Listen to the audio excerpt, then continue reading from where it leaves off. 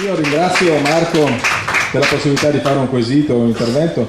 Mi dispiace di un fatto che qui non ci sia un rappresentante che la pensi in maniera diversa da loro, magari un rappresentante di Borgo Stazione che vive lì e arriva dalla gente, Presidente Tesini, la sollecitazione a occuparsi di quella zona, non arriva da nessuna componente politica, ma da un comitato di cittadini, di signore mature, anziane anche, che hanno sollecitato da anni interventi delle istituzioni. Quindi mi meraviglia il fatto che in un democratico dibattito non ci sia l'altra parte del dibattito, c'è una parte monocorde e monotematica. E questa è un'osservazione, spero che in futuro sia dato spazio ai cittadini per dire le loro cose. Rimanendo solo e esclusivamente su Udine, fermo restando che condivido quello che hai detto sul fatto che i musulmani siano le prime vittime degli integralisti musulmani, e su questo sono d'accordissimo, ed è la storia e sono i fatti di ogni giorno che lo dicono, ma non entro nella politica estera perché parlo della mia città, una città che si chiama Udine, si continuerà a chiamare Udine e non deve cambiare. Non deve cambiare. Perché non dobbiamo cambiare la nostra città perché arrivano dei cittadini nuovi da altri paesi, da altri mondi, che scelgono di vivere nella nostra città perché la nostra città è così. Quindi dobbiamo fare in modo che i cittadini che arrivano nella nostra città trovino le opportunità, trovino gli spazi, trovino il rispetto e diano rispetto e usino nel modo migliore possibile le opportunità che hanno e contribuiscano alla crescita della nostra città, che deve rimanere esattamente la stessa, migliorando come migliorano tutte le città del mondo, crescendo, progredendo, aumentando i suoi servizi, diventando una città sempre più democratica, aperta, libera, e lo è. E deve rimanerlo, non perché arrivano cittadini da altri paesi dobbiamo modificare il nostro modo di essere. Quindi Udine non cambia, rimane la stessa, casomai migliora.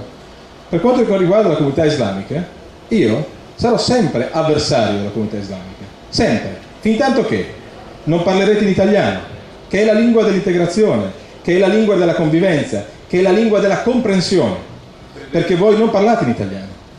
Parlate in italiano perfettamente qui e anche in inglese, però tra di voi, nell'ambito del vostro centro culturale islamico, chiamiamolo come è sancito in amministrazione, perché se lo chiamate moschea allora dobbiamo entrare nell'ambito di osservazioni di natura amministrativa che non voglio fare. Chiamiamolo centro culturale islamico, perché così è censito. Dentro quel centro voi, secondo me, dovreste parlare italiano, ma non per legge, per vostra dimostrazione di volontà di inserirvi nella nostra città.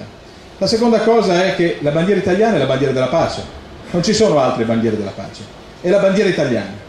Quindi io sarò felice quando vedrò sventolare sul vostro centro islamico la bandiera italiana, che è un segno di appartenenza, non di integrazione. Sono d'accordo col Presidente. Integrazione vuol dire rinunciare alla propria identità. Io mai rinuncerei alla mia identità. Però, andando a vivere, scegliendo di vivere in un paese nuovo, in una nuova città, voglio dare un segno. Riconosco che quello è il mio paese. Quello è il paese dove ho scelto di far crescere i miei figli. Quindi mettete la bandiera italiana su quella vostra centro culturale islamico. L'altra cosa, non si sa mai se siete sunniti, sciiti, wahhabiti, salafiti. Non lo dite mai. Eppure io so che gli sciiti fanno grandissime difficoltà a convivere con voi. Magari non è vero, però vengono da me a dirmelo. E allora io mi pongo delle domande.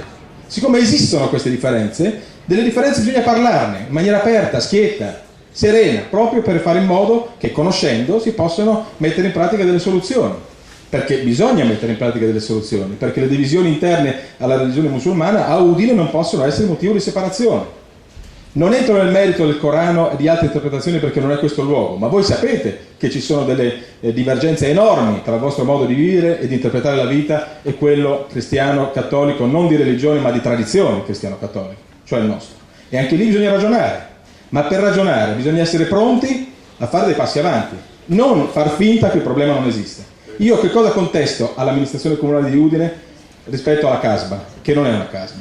Anche ieri sera sono andato tranquillamente a mangiarmi un panino da McDonald's, che tra l'altro non fa nemmeno schifo, è anche buonino, e ci ho passeggiato serenamente con i miei amici, quindi non c'è nessun problema di sicurezza, non c'è nessun problema di insicurezza reale, c'è una percezione di insicurezza, c'è una grandissima percezione di insicurezza. Quello era il più bel quartiere della città, era un quartiere straordinario, ricchissimo e costosissimo, 20 anni fa, e c'era la stazione così, c'è sempre stata la stazione lì. Adesso è diventato così. Perché?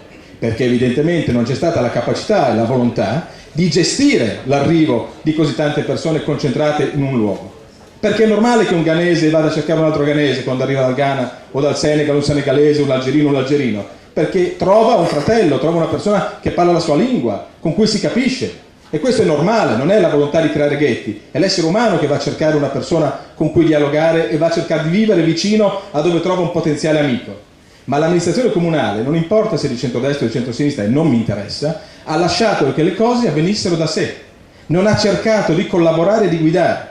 I servizi, quando tu dici vanno dati a tutti, hai ragione, ma prova a parlare con i cittadini italiani che cercano dei servizi comunali e digli che cosa ti dicono, perché se lo dico io non fa testo, ma la gente che vede corsie preferenziali, corsie differenziate, è una percezione, ma bisogna spiegargli, bisogna far capire che i servizi sono per tutti, che si dà doveri, si danno diritti, si chiedono doveri, che diamo e pretendiamo rispetto, che vogliamo chiarezza e trasparenza, che vogliamo vivere serenamente, non integrati, ma in pace di fatto e con una convivenza sociale possibile nella nostra bellissima città, che deve rimanere tale.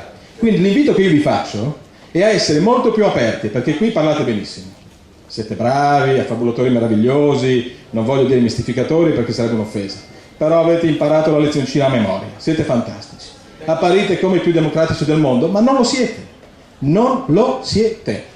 Quindi non lo siete, ma non per volontà, non lo siete per tradizione, per origine, non lo siete. Pertanto è da voi che deve partire la volontà vera di essere trasparenti.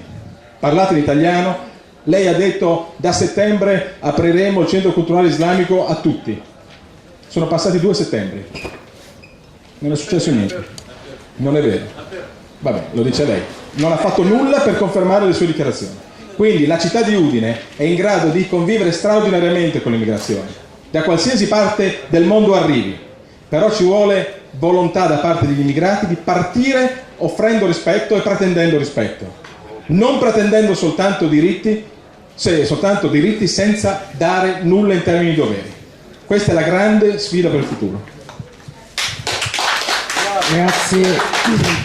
Grazie Diego Voltepasini.